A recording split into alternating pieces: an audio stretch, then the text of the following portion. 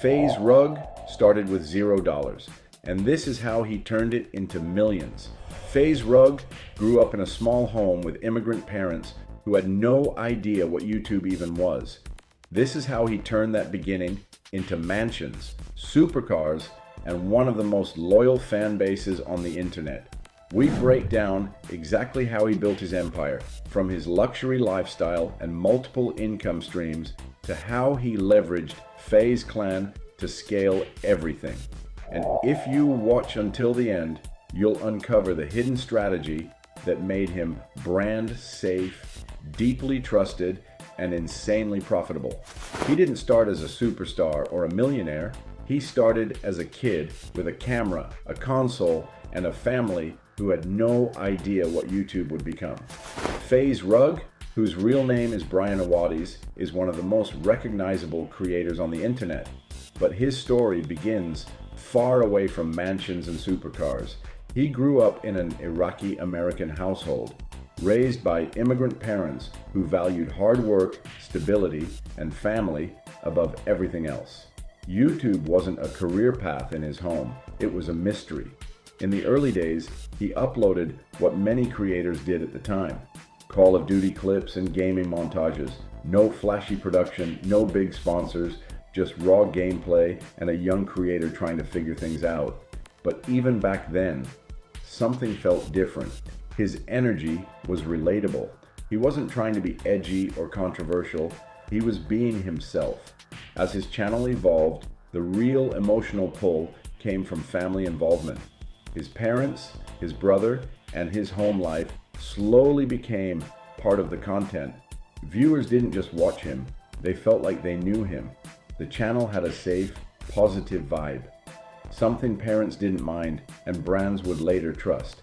That warmth, combined with consistency, built loyalty instead of just views.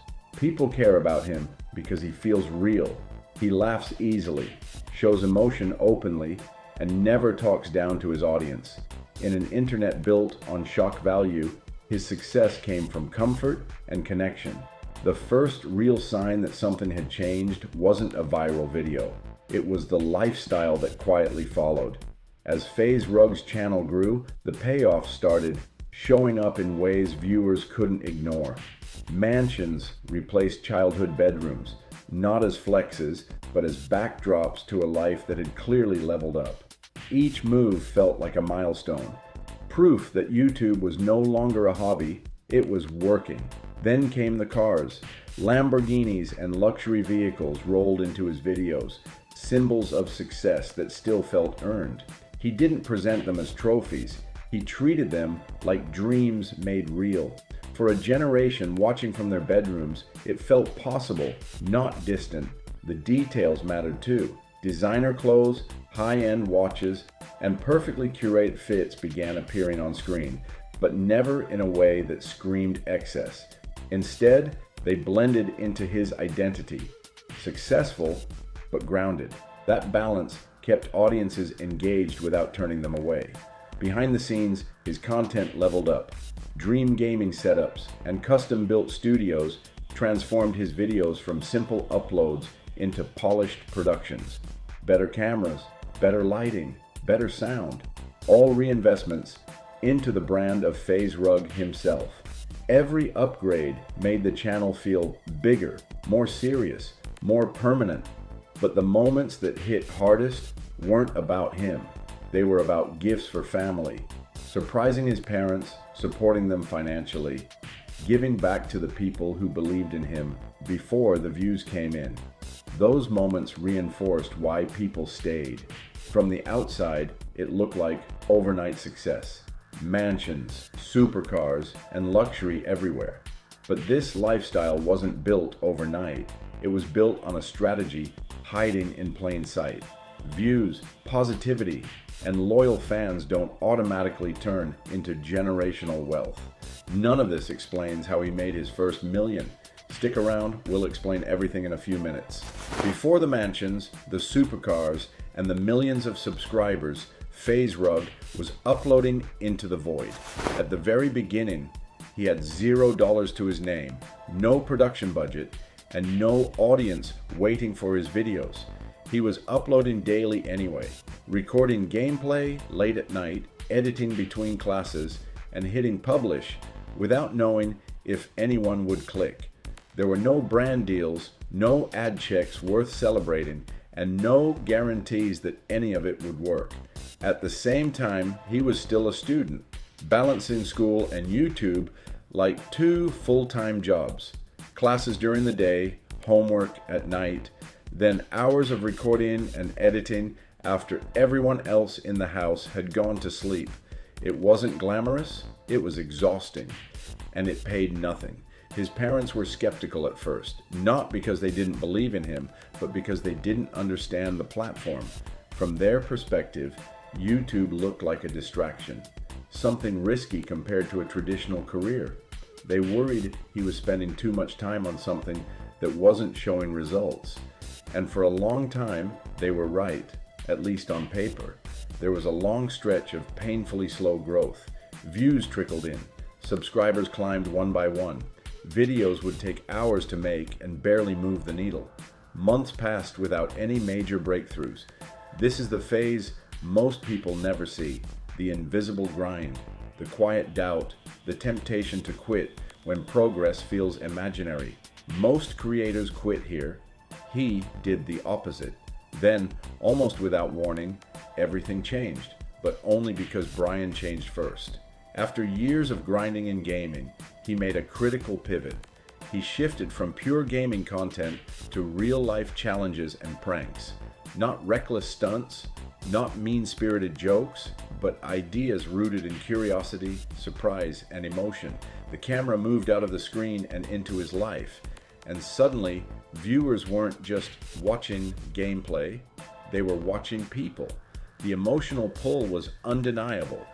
Family reactions became the heartbeat of the channel, whether it was surprising his parents, testing their patience, or capturing genuine moments of confusion, fear, and joy. The content felt real. Viewers saw laughter, shock, relief, sometimes all in the same video. There was fear that turned into joy, surprises that triggered nostalgia, and moments that felt unscripted, even when they were carefully planned. Behind the scenes, he was quietly mastering the science of virality. His titles became curiosity traps, promising just enough to force a click without giving everything away. His thumbnails told a story in one frame, bold expressions, clear stakes, instant emotion. And the videos themselves were built around cliffhanger endings, keeping audiences watching longer, then coming back for more. The algorithm responded. Views exploded. Videos started reaching outside his core audience. One upload led to another, and momentum finally kicked in. What looked like an overnight breakout was actually the result of hundreds of invisible lessons learned the hard way. This was the moment Faze stopped being just a creator and became a system, someone who understood not just how to upload, but how people feel, react, and share. This wasn't luck. This was emotional engineering. Keep watching because you would want to know what benefits he got from joining an established YouTube team. Faze didn't just join a team, he plugged into a multiplier. When he officially joined Faze Clan, it marked a turning point that went far beyond a logo in his name. He was already one of the most recognizable brands in gaming, and being part of it gave him instant credibility. Overnight, he was no longer just a solo creator. He was associated with an elite group that audiences, sponsors, and platforms already trusted. He also brought the network effect. Collaborations became effortless, exposure multiplied. A video featuring another Faze member didn't just reach his audience, it reached millions of new viewers who might never have discovered him otherwise. Growth stopped being linear and started stacking. Then came the brand deals. Sponsors that were hesitant to work with individual creators suddenly felt comfortable signing checks when he was involved. The organization acted like a stamp of legitimacy, opening doors to partnerships that would have been impossible earlier in his career. But this relationship wasn't one-sided. What he gave Faze Clan was something rare, a family-friendly, mass-market appeal. While much of gaming culture leaned edgy, his content was safe, positive, and emotionally driven. Parents didn't mind it, brands loved it, and audiences outside hardcore gaming could finally connect with the clan through him. He expanded Faze Clan's reach beyond gamers into households, younger viewers, and global audiences who cared more about stories than skill. He didn't just represent the clan, he softened it, humanized it, and made it accessible. Together, they amplified each other. Faze Clan accelerated his growth, and he broadened the clan's brand into mainstream culture. It looked like the perfect partnership, fame, influence, and money all flowing through one ecosystem.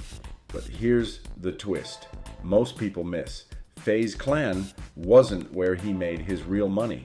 Once the spotlight was on Brian, the real game wasn't views, it was leverage. At the surface level, the money starts with YouTube AdSense. With massive, consistent views across a library of evergreen content, every upload became a digital asset. Videos didn't just spike and disappear, they kept paying long after they were posted. One hit video turned into thousands of dollars, then millions of views turned into predictable revenue. But AdSense was only the base layer. The real power came from long-term sponsorships. Brands didn't want one-off mentions. They wanted his trust with his audience. Because his content was family-friendly and brand safe, deals lasted months or years, not days. That stability turned influence into reliable cash flow. Then came merch drops. He didn't rush them. He launched when demand was already proven, turning loyalty into ownership.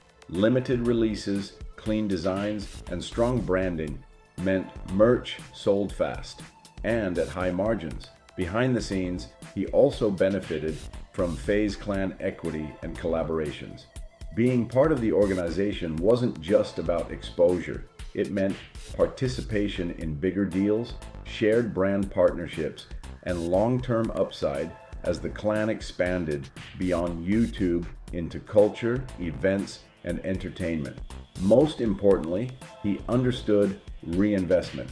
Instead of cashing out early, he made smart reinvestments into content, better production, bigger ideas, higher emotional stakes.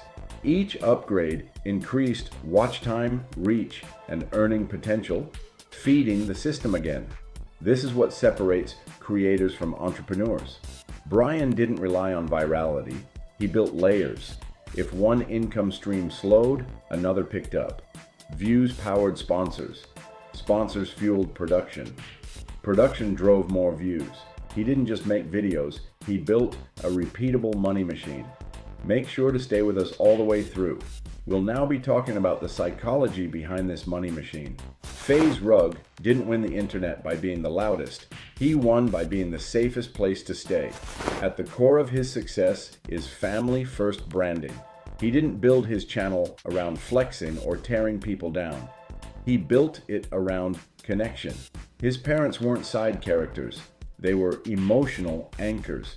Viewers watched inside jokes form, traditions repeat, and relationships grow over years. That consistency created familiarity, and familiarity created comfort. Just as important was what he didn't do. He avoided drama, beefs, and shock content. In an ecosystem where controversy often equals clicks, he chose the long game. No controversy meant no trust erosion. Audiences never had to wonder if the next video would cross a line or betray expectations. That predictability became a strength. This is why brands feel safe around him. He is always safe for brands because his content aligns with advertiser values by default. There's no crisis management, no reputation cleanup, no risk premium. That makes him more valuable than creators with bigger spikes but messier histories. Brands don't just pay for reach, they pay for peace of mind. Over time, that safety translated into something far more powerful: an extremely loyal fan base. His viewers didn't just watch occasionally, they returned. They defended him. They bought merch. They grew up with him.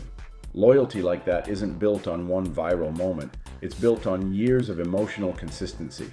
Psychologically, he positioned himself as a constant in an unpredictable internet. When trends shifted, algorithms changed, or creators self-destructed, Rugg stayed the same. That stability created trust, and trust compounds. This is why his success doesn't look explosive, but it's durable. He doesn't chase attention. Attention settles on him.